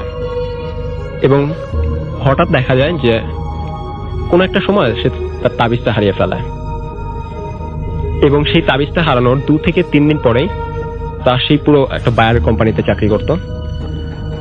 তো সেই পুরো কোম্পানিটাই কোনো একটা প্রবলেম হওয়ার কারণে সেখানে চাকরি তো চলেই যায় মামার এবং সেই অফিসটাই পুরোপুরি ওখান থেকে বাদ হয়ে যায়। অনেক ধন্যবাদ আপনাকে আপনার ঘটনার জন্য। এবং আমি ছোট্ট একটা ঘটনা দিয়ে বাবু শুরু করি। আমাদের আজকের যে ঘটনাটা, এবং আপনি গতদিন যখন এসেছিলেন তখন কিছু ঘটনা বাকি ছিল, ছোট একটা ঘটনা দিয়ে শুরু করি, তারপর একটা বড় ঘটনায় যাবো। একটা ব্রেক নিতে হবে আমাদেরকে, কারণ আমরা প্রথম যে আমাদের যে ইয়েটা, সেটাতে আমরা ব্রেকটা সেই ব্রেকের দেরি করে নিয়েছিলাম। কতটুকু ছোট ঘটনা বলবো রাসেল ভাই? মোটামুটি আমাদের হাতে টাইম আছে 10 মিনিট। আচ্ছা, 10 মিনিট হলে আমি একটা ঘটনাই বলি। জি, হ্যাঁ, হ্যাঁ। আচ্ছা, এই ঘটনা হচ্ছে আপনার জোহা ইসলামে। ও বলছে আপনার সিলেট থেকে ঘটনাটা বলছে আমাকে। এটা হচ্ছে তার চাচা চাচির ঘটনা। তো ঘটনার সময় ওর চাচা চাচি থাকতো হচ্ছে আপনার সিলেটের ফেঞ্চুগঞ্জে। সেখান থেকে পরবর্তীতে মুভ করে তারা সিলেটে চলে আসে, চাচা চাচি এবং কাজিন সবাই মিলে আর কি। তো ফেঞ্চুগঞ্জে যখন তারা থাকতো, একটা ছোট বাসা ভাড়া নিয়ে তারা থাকতো। বাসাটা ছিল ওখানকার মোফাসল টাউনে এবং বেশ ছোটখাটো একটা ছোট শহরের মতো আর কি। আচ্ছা, মোফাসল শহর। তো ওখানকার যে বাসাটা তারা নিয়েছিল সেটা হচ্ছে 4-5 রুমের একটা বাসা এবং আশেপাশে কোনো বাসা নেই আর কি। বেশ খালি একটা জায়গা, মানে বেশ খালি জায়গা, বেশ দূরে দূরে ঘর বাড়ি। তো ওই বাসা ওঠার পরে ওরা যেটা ফেস করা শুরু করে রাতের বেলা, দেখে যে বাসা রাতের বেলা কেমন একটা শব্দ হয়, মানে ফোস ফাস টাইপের একটা শব্দ দূর থেকে আসে, মানে কিচেন থেকে, বাথরুম থেকে, মানে চারপাশ থেকে কেমন একটা ফোস ফাঁস সর একটা শব্দ আসতে থাকে এবং বেশ গন্ধ পায় তারা রাতের বেলা। গন্ধটা একটা প্লাস্টিক পুড়ে গেলে যেরকম গন্ধ, ঠিক সেই টাইপের একটা গন্ধ রাসেল ভাই। তো এইটা পাওয়ার পরে সবাই বাসার কিউরিয়াস থাকে যে ব্যাপারটা কি, বাট রাতের বেলা কেউ আর ঘুম থেকে উঠে, মানে যদি জানে বাসায় আর কেউ নাই, এরকম সময় কিন্তু কেউ রাসেল ভাই উঠে আর দেখতে যায় না কি হচ্ছে। বেশ কিছুটা ভয় পায়, নতুন জায়গা তো, একটু ফাঁকা আশেপাশে। তো যাক, এক সময় ওরা এটার সাথে ইউজ টু হয়ে যায়, জানে যে রাত্রে 2-3টার সময় এরকম গন্ধ আসবে এবং শব্দও হবে, it's a common thing everyday. পরের দিন পায় না। তো যেটা হয় যে ওরা একটা কাজের মেয়ে রাখে এবং কাজের মেয়ে মাঝে মাঝে নাকি বাসা পরিষ্কার করার সময় কিছু লম্বা লম্বা চুল পায় বাসায়, এবং বাসার চুলগুলো বেশ লম্বা। তো দেখে যে এভারেজে ওই যে কাজিন গুলা বা তার মা, তাদের কারোই চুল এত লম্বা না, মানে বেশ, মানে বলছে যে এই চুলটা এতই লম্বা যে কোনো মানুষের মানে হাঁটু পর্যন্ত হবে। এটা খুব একটা স্ট্রেঞ্জ ব্যাপার ছিল ওদের কাছে। তো যাক, এভাবে দিন চলে যেতে থাকে। তো এর মধ্যে এক সময় সেই জোহার এক কাজিন ওই বাসায় আসে আর কি, তার নাম ছিল মিতু। তো সে ওই বাসায় এসে থেকে এবং মনে করেন যে ওই টাইম স্পেন্ড করে ওদের সাথে। তো সে রাতের বেলা হঠাৎ কোনো শব্দ পায়, শব্দ পেয়ে সে যে মানে তার কাজিন ছিল, তার নাম ছিল আয়েশা, তাকে বলে যে এরকম শব্দ হচ্ছে কোত্থেকে রাতের বেলা, কেমন একটা গন্ধ। তো সে বলে যে তুই চুপচাপ শুয়ে থাক, এটা হয় এই বাসায় এরকমই। তো সে একটু কিউরিয়াস হয় যে ব্যাপারটা কি, এরকম শব্দ গন্ধ। তো মিতু কিউরিয়াস থাকে, বাট ওই যেহেতু আয়েশা বলছে যে ঘুমায় যেতে, সে আর করে না, ঘুমায় যায়। তো ওই দিন চলে যায়। পরের দিন রাতের বেলা হঠাৎ করে আয়েশার ঘুম ভেঙে যায়। ঘুম ভেঙে উঠে সে দেখে যে এরকম শব্দ হচ্ছে, বাট বিছানায় মিতু নাই। তো সে উঠে যায় আস্তে আস্তে হেঁটে হেঁটে যায়, দরজা খুলে ভয় পাচ্ছে এই সময়। তো ঠিক ওই ডাইনিং রুমের কাছে যে দেখে যে কিচেনের যে দরজা সেটার সামনে মিতু পড়ে আছে উপুর হয়ে, বেশ মানে বিদঘুটে ভাবে পড়ে আছে। তো এটা দেখে সে ভয় পায়, সে চিৎকার দেয়। তার বাবা মা আসে, আসার পর তারা সবাই লাইট জ্বালায়, যে মিতুর কাছে যায়, যে তাকে উঠা দেখে সে সেন্সলেস। এই অবস্থায় তারা কি করবে চিন্তা করে, ডাক্তারকে ডাকবে। তবে এর মধ্যে একটা ঘটনা ঘটে গেছে রাসেল ভাই, যেটা আমি বলতে ভুলে গেছি। এটা হচ্ছে যে ওদের বাসায় একবার রমজান মাসে একটা ছিল আপনার, ওই যে ইফতারের একটা আয়োজন ছিল। তো সেখানে এক মসজিদের হুজুররা আসে। তো বড় হুজুর নাকি ওর বাবাকে বলে গেছিল যে একা ডেকে আর কি পরে, যে আপনি বাসাটাকে বন্ধ করে দিয়েন, অথবা বাসাটা আপনারা থাকাটা ঠিক হবে না, দুটোর একটা, হয় বাসা ছেড়ে দেন বা বাসাটাকে বন্ধ করে দিন।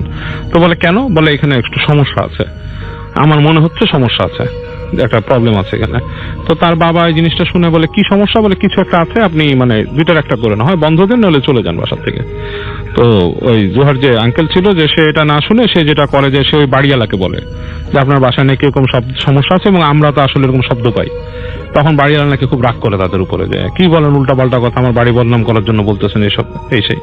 তো যাক, তো এই কারণে যখন মিতুকে অজ্ঞান অবস্থায় পায়, তো তার বাবা কি করে, ওই যে ফার্স্টে হুজুরকেই ফোন করেন যে আমার বাসায় এরকম গেস্ট এসেছিল এবং সে এরকম বেহুশ হয়ে গেছে। তো তখন যেটা হয় যে ওই হুজুর আসেন নিজে রাতের বেলা এসে। এবার আপনি দেখবেন যে এইসব মানে যারা নাকি একটু মানে ধর্মীয় লাইনের লোক, তারা কিন্তু খুব হেল্পফুল হয়। আপনি একটা ডাক্তারকে রাত্রে ডাকলে আজকাল পাওয়া বাংলাদেশে খুব কঠিন, মানে এটা আমি নিজে ধরার খুব কঠিন পাওয়া।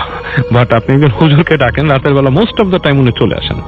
হ্যাঁ, তো যাই হোক, উনি চলে আসেন, এসে উনি দেখেন, দেখে দোয়া টোয়া করেন, বলেন যে পানি ছিটা দেন মাথায় এবং বিভিন্ন দোয়া টোয়া পড়েন।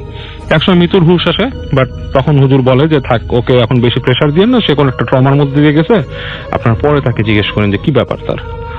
তো মিতুকে ওই সময় প্রেশার দেওয়া হয় না, কয়েকদিন বেশ চুপচাপই থাকে সে। তারপর তাকে জিজ্ঞেস করে যে তোমার কি হয়েছিল। তখন সে বলে যে জিনিসটা হয়েছিল রাতের বেলা আমি এরকম শব্দ পাই, শব্দ পেয়ে মনে হয় যে কি একটা শব্দ আসতেছে এরকম, এবং গন্ধটা প্রকট হয়ে ওঠে, এবং আমি কিসের একটা টানে আমি হেঁটে হেঁটে চলে যাই ওখানে।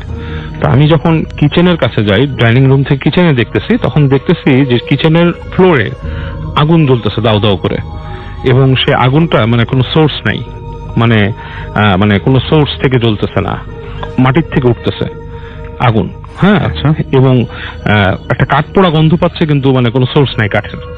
এবং হঠাৎ করে দেখে আগুনের ওই পাশে একটা মহিলা দাঁড়ানো, মহিলাটা বেশ ফর্সা গায়ের রং, এবং সে তার চুলগুলো অনেক লম্বা, মাথা থেকে অনেক লম্বা, এবং সে বিচিত্র ভঙ্গিতে তাকায় আছে, এবং সে একটা একটা করে চুল ধরে আগুনে পোড়াচ্ছে তার, এবং তার শরীরের একটা সাইড মনে হচ্ছে পুড়ে গেছে পুরা, মানে তকতকা টাইপের পুরা। তো এটা দেখে সে আর সহ্য করতে পারে না, মহিলার ওই লুকটা দেখে সে সহ্য করতে পারে না, সে বেহুশে পড়ে যায় ওখানে। আচ্ছা, এতটুকুই তার মনে আছে। তো এরপরে মিতুর এই ঘটনা শোনার পরে ওরা একটু কিউরিয়াস হয় যে এরকম জিনিস কেন দেখলো, এবং ওই শব্দ গন্ধ, সবাই বেশ ভয় থাকে বাসার। তো তারা খোঁজ খবর নিয়ে জানতে পারে একটা দোকানদারের কাছে কাছাকাছি, বলে যে ভাই 2001-2 সালের দিকে এখানে ওই বাড়িটাতে, তখন টিন শেড বাড়ি ছিল, তো ওখানে একটা ম্যারিড কাপল উঠছিল আর কি বাসায়। তো ওই বাসায় তখন কোনো গ্যাস বা কিছু ছিল না, কেরোসিনের চুলা রান্না হতো। তো লোকটা যখন কাজে যায়, ভদ্র মহিলা, নতুন সংসার, সে খুব মানে হাসি খুশিতে রান্না করতো। তো একদিন ওই বাসার থেকে এরকম খুব মানে কেয়ারটেকার নাকি ওই বাসার পাশে যাচ্ছে, সে দেখে পোড়া গন্ধ খুব। তো সে আসে, এসে দরজা ধাক্কি করে, কেউ খুলে না, মানে আগুনের ধোঁয়াও দেখা যাচ্ছে। দরজা ভেঙে ঢুকে যে দেখে যে মহিলাটা পুড়ে গেছে আগুনে, অর্ধেক শরীর পুরো ঝলসানো, এবং এই মানে সে সেন্সলেস। তো ওই লোকটা তখন তাড়াতাড়ি তার হাজবেন্ডকেও কল দেয় এবং মহিলাকে নিয়ে হাসপাতালে যায়। তো মহিলা মারা যায় আর কি। এবং সেই ভদ্র মহিলাকে নাকি মানে এমন ভাবে পড়ছিল যে তাকে ভালো মতো গোসলও দিতে পারে নাই তারা। আচ্ছা, দাফনটা মানে অনেক কষ্ট আর কি, ঠিক মতো গোসলও হয়নি, এভাবেই করে দাফন করা হয়েছে। তো এরপর থেকে নাকি ওই বাসায় এরকম কিছু প্রবলেম আর কি দেখা যায় আর কি রাসেল। আচ্ছা, ওকে। সো এই ছিল ঘটনা। এটা ঘটনা শুনে আসি আমরা। নামটা একটু প্লিজ বলবেন, তারপর আপনার ঘটনায় যাব আমরা। আসসালামু আলাইকুম লিসেনার্স, আমি তানভীর বলছি, এসেছি সেন্ট্রাল রোড থেকে। বাবু ভাই, এখানে হাফিজ সাহেব আছেন, তো হাফিজ সাহেব যেহেতু আছেন আমি একটু মসজিদ রিলেটেড একটা বিষয় একটু আনবো। সেটা হচ্ছিল যে কোন একটা স্থাপনা আপনি রেগুলার যান, চেনেন, আপনার খুব কাছাকাছি, বাট এটা সম্পর্কে যখন আপনি অন্য কিছু শুনবেন তখন আপনার ধারণাটাই পাল্টে যাবে। আমার এই ঘটনা মানে যে মসজিদের কথা আমি বলছি সেটা আমার হোম টাউন, যেটা আমার হোম টাউন টাঙ্গাইল। তো টাঙ্গাইল ঠিক আমার বাসার অপোজিটে হচ্ছে মসজিদটা। তো মসজিদটা হচ্ছিল আপনার দুইটা রাস্তার মাঝখানে, মানে দুইটা রাস্তা গিয়েছে, তার মাঝখানে মসজিদ, অনেক বড় একটা কম্পাউন্ড। তার মাঝখানে আপনার মাঝখানে মসজিদটা, একটা পাশে এক মাদ্রাসা আছে এখন, আর একটা পাশে হচ্ছিল ঈদগাহ, তার সাথে আবার একটা প্রাইমারি স্কুল আছে, যে স্কুলে আমি পড়েছি। আর ঠিক মসজিদটার সামনে হুজুর যিনি আপনার ইমাম সাহেব আছেন, ওনার বাসা হচ্ছিল ওইখানে। তার ঠিক সামনে রাস্তার সাথে লাগাও হচ্ছিল আপনার কিছু দোকান আছে যেগুলো মসজিদ ভাড়া দিয়ে আছে। তো এই কিছুদিন আগে কোরবানি ঈদ হয়েছে, তো আমি একবার কোরবানি ঈদের 2-3 বছর আগে ছুটিতে আমি টাঙ্গাইল গিয়েছি। তো যাওয়ার পর সকালবেলা ফজরের রাখতে সময় আমি নামাজ পড়তে যাই মসজিদে যথারীতি, আমার বাসার সাথেই। তো নামাজ শেষ হওয়ার পরে সাধারণত ফজরের নামাজে ফরজ পড়ার পরে হচ্ছিল কিছুক্ষণ তসবিহ পড়া হয়, তারপরে ইমাম সাহেব দোয়া ধরেন। তো দোয়া শুরু করার আগে উনি খুব বয়স্ক এবং মানুষ, এবং খুব মানে আমরা ওনাকে খুব রেসপেক্ট করি। তো উনি বললেন যে দেখেন, আজকে তো ঈদের দিন, আপনাদের এখানে মুরব্বীরা অনেকে আছেন, আমি একটা কথা বলি, আপনারা একটু মনোযোগ সহকারে শুনে। তো বললো যে দেখেন, আপনারা তো আপনাদের যে ছেলে পেলে যারা আছে, সন্তানরা যারা আছে, আজকে ঈদের দিন গান বাজনা বাজায় এবং সারা রাত গান বাজনা বাজায়, এই মসজিদে তো আমরা ছাড়াও আরো অনেকে নামাজ পড়েন, তাদের অসুবিধা হয়। তো আপনারা যদি, আপনাদের প্রতি আমার অনুরোধ রইল যে আপনাদের যারা আপনাদের সন্তানরা বা যারা মিউজিক এইগুলো বাজায় রাখতে পারে, তো তারা যেন একটু কম বাজায় বা তাড়াতাড়ি শেষ করে দেয়, এটা নিরুৎসাহিত করলেন উনি। তো আমি বিষয়টা শুনলাম যে উনি যে কোটটা করলেন যে আমরা ছাড়া আরো অনেকে নামাজ পড়ে। তো এই বিষয়টা নেওয়ার পরে হচ্ছিল যে আমি অনেকগুলো সূত্র আমি একসাথে করলাম। জাস্ট ফার্স্ট হচ্ছিল অনেক ছোটবেলায় ওই যে মাঠটা, ঈদগাহ মাঠে, ওখানে আমরা খেলাধুলা করতাম, ক্রিকেট খেলতাম, অনেক কিছু খেলাধুলা করতাম, আমি খুব ছোট তখন। তো একদিন আমি সন্ধ্যার সময় হচ্ছিল, আমাদের নিয়ম তখন হচ্ছিল যে সন্ধ্যা আজান দিবে, সাথে সাথে বাসায় চলে যেতে হবে। তো যথারীতি আজান দিয়েছে, আমি বাসায় চলে গিয়েছি। তো হঠাৎ করে আমার খেয়াল হলো আমি স্যান্ডেলটা রেখে এসেছি মাঠে। এখন স্যান্ডেল তো আনতে হবে, আমি আবার দৌড় দিয়ে, কারণ যেহেতু বাসা কাছে, আমি দৌড় দিয়ে স্যান্ডেলটা আনতে চাই। তো যথারীতি স্যান্ডেলটা আমি যখন ওইখানে নেই, ঠিক মসজিদের সামনে ইমাম সাহেবের যে বাসার কম্পাউন্ডটা, ওইখানে কিন্তু প্রচুর গাছ আছে, তার পাশেই মাঠটা। তো হঠাৎ করে একটা দমকা গরম একটা বাতাস আমার শরীরের মধ্যে লাগে। তো লাগার পরে আমার যেন কেমন একটা অনুভূতি হয়, এবং বাসায় যখন যাই, যাওয়ার পরে হচ্ছিল আমি প্রথমে অজ্ঞান হয়ে যাই, এরপরে হচ্ছিল যে আমার চোখ উল্টে যায়, তারপরে জ্বর আসে, এবং মানে খুব মেসাকার একটা অবস্থা। তো সাথে সাথে আমার আব্বা, আমার আম্মা, ওনারা আমাকে দেখে বললেন যে কি করবেন, কি হয়েছে। আমি বললাম যে আমি এই হয়েছে। তো তখন অনেকে এটা আরেকটা নতুন টার্ম আমি আজকে বলবো, সেটা হচ্ছে যে আমি শুনেছি সাপে বাতাস লেগেছে। আমাকে বললো যে ওর বোধহয় সাপে বাতাস লেগেছে, কোনো পড়া মানে হুজুরের কাছে বা কোনো কারো কাছে। তো আমাদের এলাকায় একজন ছিল যিনি এই ঝাড়ফুঁক করতেন। তো ওনার কাছে নিয়ে যাওয়ার পর উনি আমাকে আপনার ঝাড়ফুঁক করে তারপরে তাবিজ দিয়ে আমাকে ওটা রিকভার করেন। তো এখন আমি বুঝতে পারলাম আসলে সাপে বাতাস ওইটা আমাকে হয়তো বা বোঝানোর জন্য বা তখন ওইটাকে ওভারকাম করার জন্য। এখন হয়তো বা আমি যেটা মনে করলাম যে যেহেতু অন্য কারো কেউ নামাজ পড়ে বা ওইখানে অন্য কারো এক্সিস্টেন্স আছে, তারাই হয়তো বা এই ধরনের কোনো কিছু আমার সাথে করতে চেয়েছিল। তো এরপরে এই বিষয়টা আমি আমার বড় ভাইয়ের সাথে শেয়ার করি যখন হুজুর বলার পরে। তো আমার বড় ভাই মুসকে হাসি দিয়ে বলে যে এই মসজিদের এখানে যে পাশেই ঠিক টিউবওয়েল আছে, তখন উজু করার জন্য ওই টিউবওয়েলটা ইউজ করা হতো। তো বলে যে একদিন রাত 3টার সময় আমি বাইরে কোনো কারণে ছিলাম, আমি টিউবওয়েলের ওখানে গিয়েছি।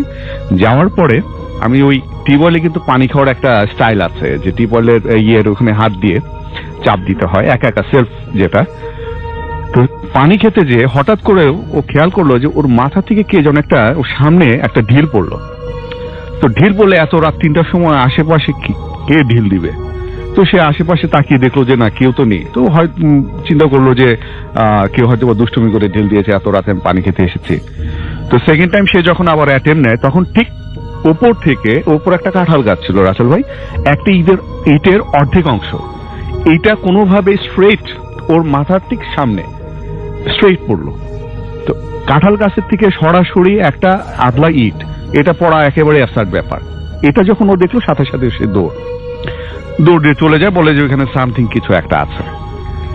তো এই ঘটনার পরে আমি ওই ঠিক পাশে যে দোকান যেগুলো আছে, তো ওখানে একটা ফার্মেসি আছে, তো উনি এক বড় ভাই আমাদের এলাকারই, তো ওনার সাথে আমি কথা বলছিলাম যে এরকম ঘটনা, ইমাম সাহেব তো এটা বললেন। তো তখন উনি বলে যে দেখেন, আমাকে বললো যে দেখো এরকম এক্সপিরিয়েন্স আমারও আছে। তো আমি বললাম যে কি হয়েছে? তো বললো যে তুমি তো জানো এখানে একটা মাছের আড়ত ছিল বড়, আপনার ওই যে বাঁশের বেড়া দেওয়া। তো বললো যে আমি ওখানে একা থাকতাম রাত্রেবেলায়, একদিন হঠাৎ করে আমার ঘুম ভেঙে যায়। ঘুম ভেঙে আমি দেখি যে পাশে যে অজুখানা আছে সেখানে প্রচুর কোলাহল এবং শব্দ হচ্ছে। তা আমি চিন্তা করলাম যে এত রাত্রেবেলা এই অজুখানায় ট্যাপ ছেড়ে দিয়ে কে এত কি করে।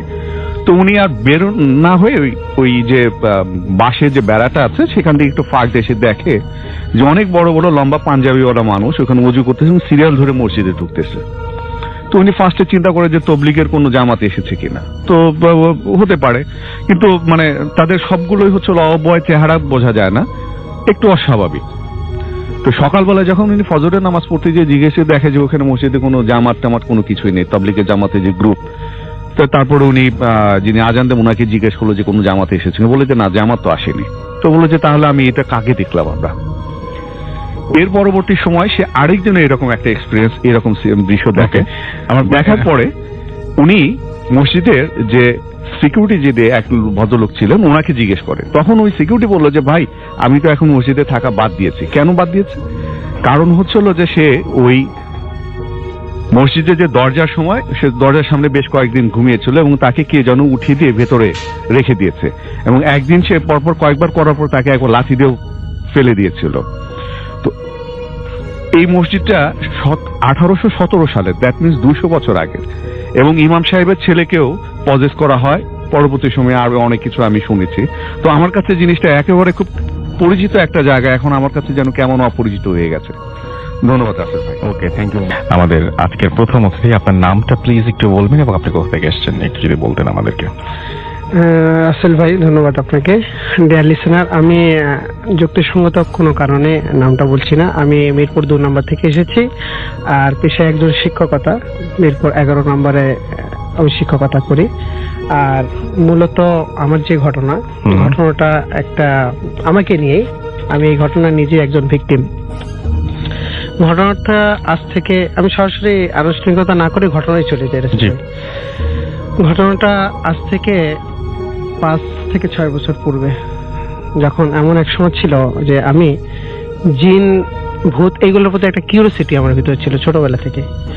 তো আসলে রাসেল ভাই এখন যেভাবে আমাকে দেখছেন, আমি আসলে এরকম ছিলাম না এক সময়, মানে যেভাবে ভিডিওতে আপনাকে আমাকে দেখা যাচ্ছে সেভাবে আমি এক সময় ছিলাম না। আমি এরকম জুব্বা পরতাম, লম্বা পাঞ্জাবি জাতীয়, এবং চুল ছিল পাগড়ি জাতীয় চুল, আর 5 ওয়াক্ত নামাজ পড়ার চেষ্টা করতাম। তো এর ভিতরে জিন বশ করা বা ধরার একটা প্রবণতা আমার ভিতরে আসে, এবং আমি এটা নিয়ে বেশ দীর্ঘদিন আমাদের যে এলাকার সাধারণ যে লোকাল যারা মাওলানা রয়েছে তাদের কাছ থেকে পরামর্শ নিতাম। তারা বিভিন্ন ধরনের আমল আমাকে বলতো যে তোমরা এই আমলগুলো করলে বা তুমি এই আমলটা করলে এইটা হয়তো বা পাবে। তো এক মাওলানা আমাকে একটা আমল দিয়েছিল।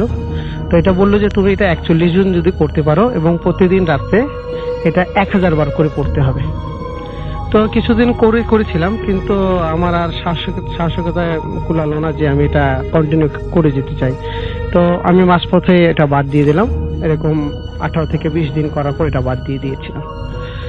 তো এক পর্যায়ে আমার বিবাহের একটা মুহূর্ত চলে আসলো। বিবাহের জন্য আমার পাত্রী দেখা হলো।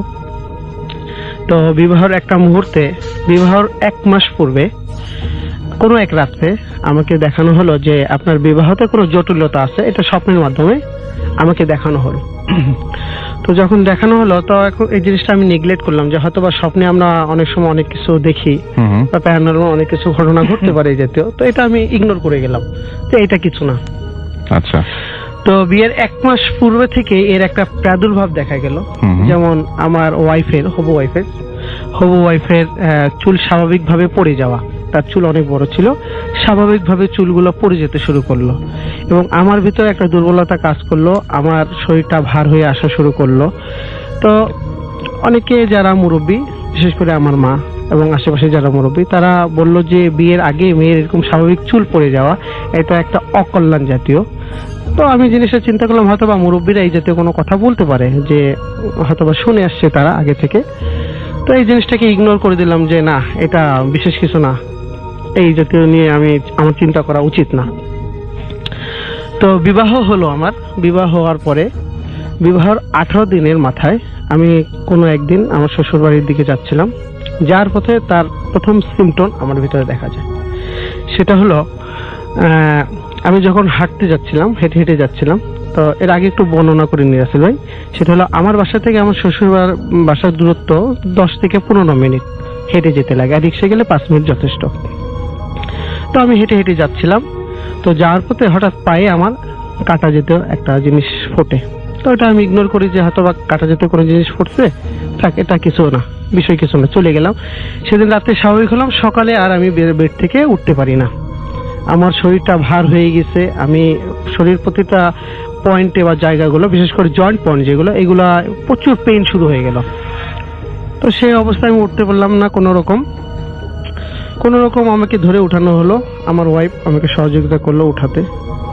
তো এক পর্যায়ে আমার বাবা বলল যে ডাক্তার দেখাতে। তো আমি আমাদের লোকাল যে ডাক্তারগুলো আগে খালিশপুর এলাকায়, আমি আগে বলিনি, আমি হলাম খালিশপুরের বাসিন্দা, এটা খুলনা অবস্থিত। তো এক পর্যায়ে লোকাল ডাক্তারগুলো আমি দেখালাম। তো লোকাল ডাক্তারগুলো দেখানোর পরে তারা আমাকে বিভিন্ন ধরনের অ্যান্টিবায়োটিক এগুলো দিল, বলে এগুলো আপনি খান, খেলে হয়তো আপনি সুস্থ হয়ে যাবেন, এটা কোনো বিশেষ কিছু না। তো যখন আমি এগুলা গ্রহণ করা শুরু করলাম, 1 সপ্তাহ কেটে গেল, কিন্তু আমার শারীরিক কোনো উন্নতি হলো না আসলে, বরং আরো অবনতি হতে লাগলো। এখন এরকম অবস্থায় চিন্তা করলাম যে তাহলে লোকাল ডাক্তার না দেখিয়ে হয়তো বা ভালো কোনো ডাক্তার আমি দেখানোর চেষ্টা করি। পরবর্তীতে ওই একটা বছর ওইরকমই অতিক্রম হলো, বিভিন্ন জায়গায় বিভিন্ন ডাক্তার দেখালাম, ইভেন এমনকি ঢাকায় আসছি। আমি রিসেন্টলি ঢাকায় এসেছি, পূর্বে আমি বিভিন্ন ডাক্তারখানায় এসেছিলাম, বিভিন্ন বড় বড় হাসপাতালগুলোতেও গিয়েছি। তো তারাও আমাকে মেডিসিন দিয়ে দিল, প্রেসক্রিপশন করে দিল, বললো যে এটা কিছু না, জাস্ট একটা পেইন, এটা আপনি কিছু টেস্ট দিল আমাকে টেস্ট করানোর জন্য, কিছু এক্সরে করলাম। এক্সরে করার পর বললো যে না, স্বাভাবিক কিছু নেই, পায়ে কোনো সমস্যা মনে হয় না নেই আপনার শরীরে, তো আপনি এই মেডিসিনগুলো ক্যারি করেন, আপনি সুস্থ হয়ে যাবেন। তো এইভাবে আমি মেডিসিন ক্যারি করা শুরু করলাম। তো মেডিসিন যখন ক্যারি করে আসলে তখন অবস্থার আরো পরিবর্তন হতে লাগে, মানে ভালোর দিকে না গিয়ে ওটা খারাপ দিকে আরো যেতে লাগে। তো এক পর্যায়ে চিন্তা করলাম যে মেডিসিনগুলো আমি খাচ্ছি, শরীরে কোনো বিরূপ প্রতিক্রিয়া করতেছে কিনা, এফেক্ট করতেছে কিনা। তো এরকম আস্তে আস্তে ফ্রাস্ট্রেশন হওয়া শুরু হয়ে গেল আমার ভিতরে, ভালো লাগে না, কোনো কাজ করতে পারি না। আর শিক্ষকতা অনেক আগে থেকেই করি, প্রায় 10 বছর ধরে শিক্ষকতা করতেছি, ইংরেজি পড়াচ্ছি আমি, খালিশপুরে আমার নিজস্ব কোচিং ছিল। তো আস্তে আস্তে ফ্রাস্ট্রেশন হয়ে যায়, কোচিং যাওয়া বন্ধ হয়ে যায়, ভালো লাগে না, খাওয়া দাওয়া ভালো লাগে না, মাথা ঝিম ভরে, শরীরটা ভার হয়ে যাচ্ছে। এই যে তো বিভিন্ন ঘটনা আমার সাথে ঘটতে শুরু করলো, যে মোটামুটি নিজেকে মনে হচ্ছিল যে আমি কি করব, কোথায় যাব, কার কাছে যাব, কোনো ওয়ে নেই। তো এরকম এক পর্যায়ে কোনো একদিন আমি আমার বন্ধুর দোকানে বসেছিলাম, বন্ধুর নাম হলো শাকিলের দোকান, কম্পিউটারের দোকান, সেখানে বসেছিলাম।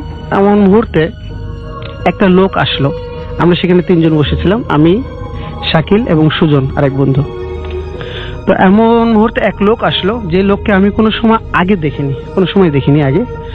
তো এসে তিনি আমাকে ইন্ডিকেশন করে ডাক দিল, ডেকে বলল আপনি একটু বাইরে আসবেন, আপনার সাথে কিছু কথা আছে। আমার আশ্চর্য লাগলো যে এখানে আমরা 3টা লোক বসে আছি, যে 3 জনকে ডাক না দিয়ে কেন উনি আমাকেই ডাক দিল। তো আমি আসলাম, তখন উনি বলল যে আপনার কোনো একটা সমস্যা আছে। বললাম যে কি জাতীয় সমস্যা? সে বলল আপনার কাছে কোনো একটা জিনিস আসতে চাচ্ছে, কিন্তু সে আসতে পারতেছে না। আপনার কাছে সেই জিনিসটা আসতে চাচ্ছে, এখনো আসতে চাচ্ছে, কিন্তু সে আসতে পারতেছে না। তা আমি চিন্তা করলাম যে সেই কথাটা আমার মনে পড়ে গেল, যে হয়তোবা আমি একসময় জিনের একটা সাধনা করতাম, কিন্তু সাধনা করতে করতে করতে করতে ছেড়ে দিয়েছি। এর ভিতরে একটু কথা বলে নি রাসেল ভাই, যে সাধনা যখন করতাম আমি কিছুদিন করার পরে এই রাতে যখন ঘুমাতাম তো বিভিন্ন ধরনের আমার গায়ে শব্দ আসতো, চর আসতো, অনেক সময় গালে চর পড়তো, পিঠের উপরে চর পড়তো। তো স্বাভাবিক সকালে গালগুলো ফুলে যেত। তো এটা মা যখন জানতে যেত, কেন বললাম যে হয়তো বা কোনো পিঁপড়া বা কোনো বিষাক্ত কোনো কিছু কামড় দিয়েছে এই কারণে। এই জিনিসগুলো আর আমি তাকে বলতাম না, মাকে ইগনোর করে দিতাম। ওয়াইফ জানতে চেত, ওটা আমি ইগনোর করে দিতাম। তো ওয়াইফ আমার একদিন বললো যে না, এটা আপনার কোনো কিছু না, আপনার হয়তো বা আপনি কোনো কিছু লুকাচ্ছেন এখানে। তো আমি বললাম যে হ্যাঁ, আমি একটা জিনিস লুকাচ্ছি। তখন ওয়াইফকে এই কথা বললাম। তো যাক, আমি রাসেল ভাই আমি সেই জায়গায় চলে যাচ্ছি। তো উনি লোকটা যখন আমাকে ডাক দিয়ে বললো যে আপনার একটা সমস্যা আছে, আপনার কাছে কোনো একটা জিনিস আসতে চাচ্ছে কিন্তু কোনো হয়তো বা ওয়ে সে খুঁজে পাচ্ছে না, বা আপনি কিছু করতে পারতেছেন না, বিধায় সে আসতে পারতেছে না, হয়তো বা সে আপনাকে একটা ক্ষতি অলরেডি করে দিয়েছে। তো আমি এই জিনিসটা হিসাবটা তখন মিলে গেল যে হ্যাঁ, অলরেডি আমার শারীরিক অবস্থার পরিবর্তন হয়ে গেছে।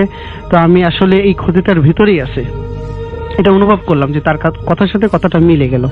তো আমি যখন তার পরিচয় জানতে চাই তখন তিনি তার পরিচয়টা দেন না। উনি বলেন যে আমি আপনাদের বাসায় যাব। ঠিক আছে, ওয়েলকাম, আপনি আসেন।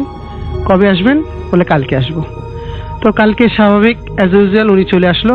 আসার পরে আমার বাসাটাকে পর্যবেক্ষণ করলো এবং আমাকে একটা তাবিজ দিয়ে গেল, বললো এইটা আপনি রাখবেন, তাইলে হয়তোবা এই জাতীয় শক্তি থেকে বা এই জাতীয় যে ক্ষতিটা হচ্ছে, ক্ষতি থেকে হয়তোবা কিছুটা আল্লাহ যদি মাফ করতেও পারে। তো আমি তাবিজটা স্বাভাবিক রাখলাম এবং রাখার সময় উনি বলে দিলেন যে আপনি তরকারিতে কিছু কিছু খাবার খাবেন না, যেমন হলুদ খেতে পারবেন না, পেঁয়াজ খেতে পারবেন না, অতিরিক্ত ঝাল খাবেন না। এই জাতীয় জিনিসগুলো পুরোপুরি নিষিদ্ধ করে দিল আমার জন্য।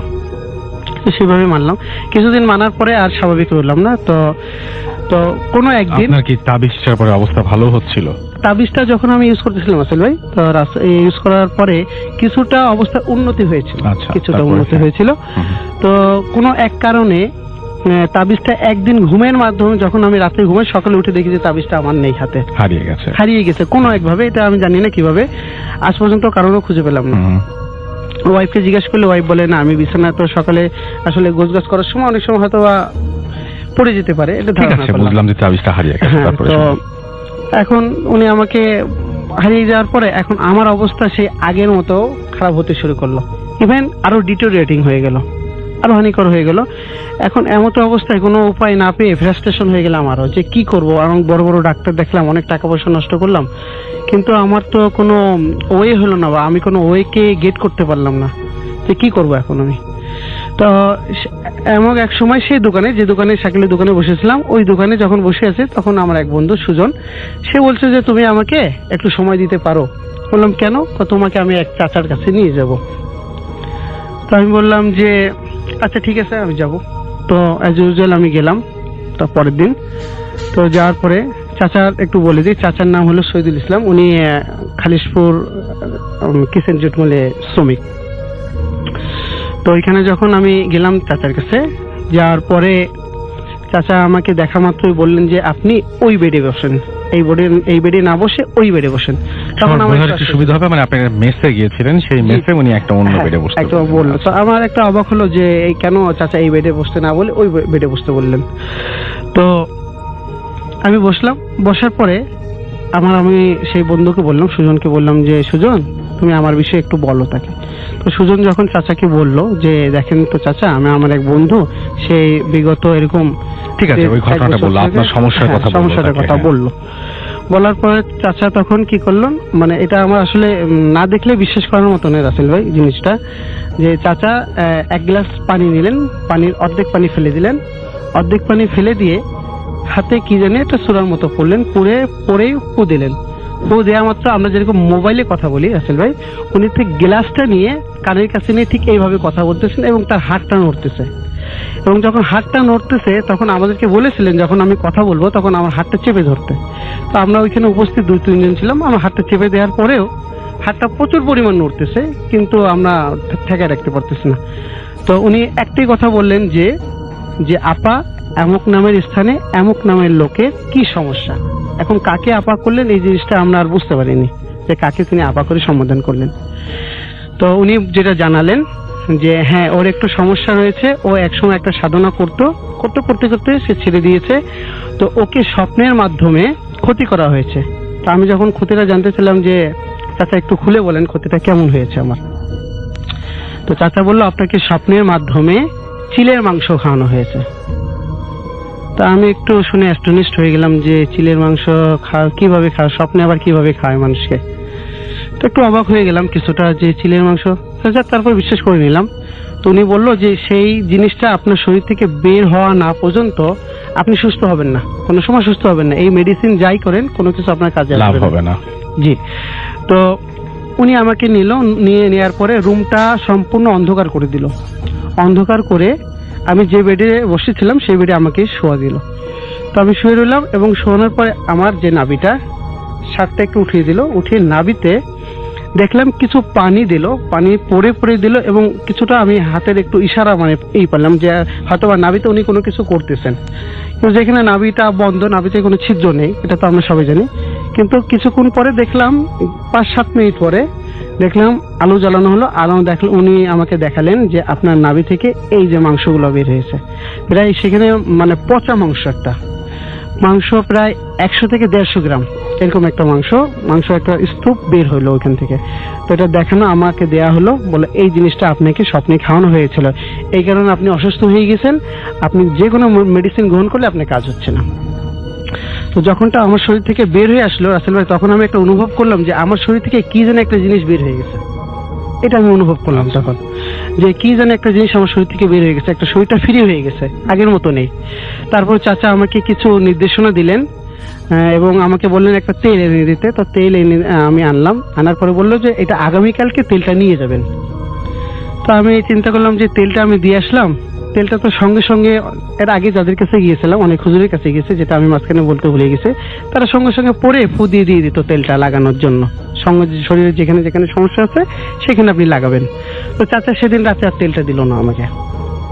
তো তেলটা না দিয়াতে আমাকে বললো যে আগামীকালকে আপনি আসেন। তো আমি যখন আগামীকালকে সেই বন্ধু, সুজন বন্ধু, ওকে নিয়ে আমি যখন আবার গেলাম সেখানে, তো তখন আমাকে তেলটা দেওয়া হলো এবং তেলে আমি দেখলাম যে ওইখানে কিছু আয়াত লেখা রয়েছে, সরিষা তেলে কিছু আয়াত লেখা রয়েছে ভিতরে। তো যখন আমি কারণটা জিজ্ঞাসা করলাম যে আমার বন্ধুর কাছে, সে প্রথম আমাকে বলতে চাইলো না, কারণ এই জাতীয় বিশেষ ঘটনা আসলে জিন বা পরীর বশ জাতীয় ঘটনা কেউ কাউকে সাধারণত বলে না আসলে। তো আমি তার কাছে মানে জোর করলাম, জিদ করলাম যে সুজন, তুমি যদি চাচার বিষয়ে কোনো কিছু জেনে থাকো আমার একটু বলো। তো বললো যে উনি একজন আনএডুকেটেড। যখন এই কথা বললো আমি একটু অবাক হয়ে গেলাম যে আনএডুকেটেড, তাহলে কি সুন্দর আয়াত লেখা, আয়াতটা আরবিতে লেখা, তো এই আয়াতটা কিভাবে লেখলো? তখন আমার একটা চিন্তা আসলো যে উনি একজন আনএডুকেটেড পারসন, তাহলে আয়াতটা কিভাবে আসলো?